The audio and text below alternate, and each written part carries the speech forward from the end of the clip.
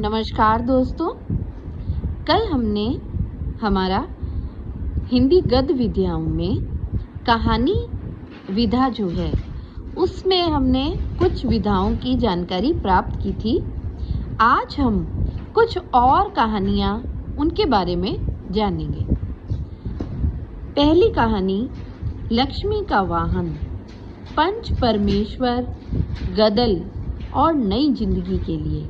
ये कहानियाँ रागे राघव के द्वारा लिखी गई कहानियाँ हैं, जिसमें गदल कहानी राजस्थानी परिवेश में प्रेम अभिव्यक्ति की दृष्टि से हिंदी की उत्कृष्ट कहानी है, जिसे शिवदान सिंह चौहान ने उसने कहा के बाद उत्कृष्ट कहानी माना है। पंच परमेश्वर हम जानते हैं प्रेमचंद जी की भी कहानी है और रागे राघव की भी कहानी है।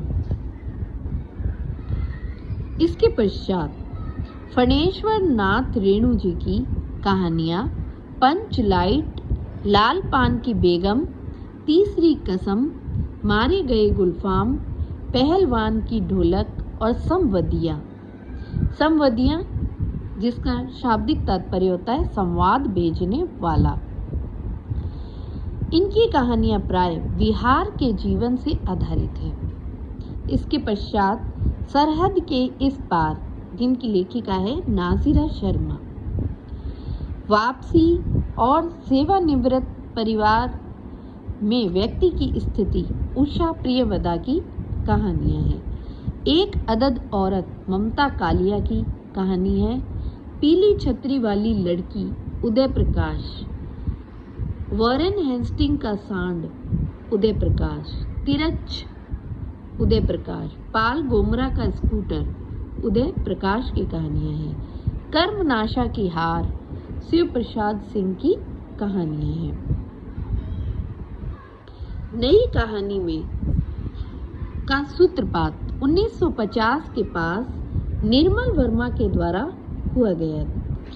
हुआ। नई कहानी में जो प्रमुख कहानीकार हैं उनमें निर्मल वर्मा, मोहन राकेश, राजेंद्र यादव, कमलेश्वर, धर्मवीर भारती, अमरकांत, मार्कंडेय, मनु भंडारी, कृष्णा शोभती, उषा प्रियवदा, राजकमल चौधरी, श्रीकांत वर्मा इत्यादि है। नई कहानी आंदोलन की प्रथम कहानी निर्मल वर्मा की परिंदे मानी जाती है। इसके पश्चात 1960 के आसपास कुछ कहानीकार आए, जिन्होंने कहानी के स्वीकृत मूल्यों के प्रति निषेध व्यक्त करते हुए अपने स्वतंत्र अस्तित्व की घोषणा की, जिन्हें अकहानी के अंदर रखा गया। इस आंदोलन के प्रमुख कहानीकार हैं रविंद्र कालिया, दूधनाथ सिंह, गंगा प्रसाद विमल, कृष्ण बलदेव और रमेश। इसके पश्चात जो कहानी का समय था, समकालीन कहानियां, उसके प्रवर्तक गंगा प्रसाद विमल को माना जाता है। 1964 के आसपास की कहानियां, जिन्हें सचेतन कहानी कहा गया, महीप सिंह के द्वारा इसका प्रवर्तन किया गया। सचेतन कहानियों में वैचारिकता को विशेष महत्व दिया गया। इसके प्रमुख कहानीकार महीप सिंह, राजकुमार भ्रमर, बलराज, हिमांशु, देवेंद्र सत्यार्थी इत्यादि। इसके पश्चात 1971 के आसपास का समय समांतर कहानी का है, जिसके सूत्रधार कमलेश्वर माने गए।